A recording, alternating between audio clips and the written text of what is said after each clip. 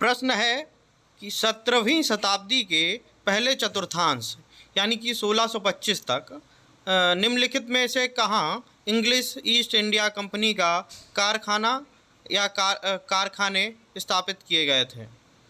तो जो 1625 तक जहाँ जहाँ ईस्ट इंडिया कंपनी ने अपने कारखाने स्थापित किए थे, उनमें जो पूर्वी तट है भारत का, उसमें सूरत था और भारूच था। इसके अलावा कुछ और भी जगह थी जो पूर्वी बंदरगाह पे थी। इसमें चिकाकोल है तो ये नहीं था। त्रिचनापल्ली भी नहीं था। त्रिचनापल्ली में बहुत बाद में कारखाना स्थापित किया है। तो भरूच में ही केवल सही है, तो इसका जवाब होगा केवल एक। अगले क्वेश्चन की तरफ बढ़ते हैं। तो गुप्त वंश के से रिलेटेड ये क्वेश्चन है कि गुप्त वंश के से लेकर आरंभिक 7वीं शताब्दी में हर्षवर्धन के उत्थान तक उत्तर भारत में निम्नलिखित में से किन राज्यों का शासन था। तो जो उत्तर भारत में जिन राज्यों का शासन रहा उसमें मगध के गुप्त भी थे।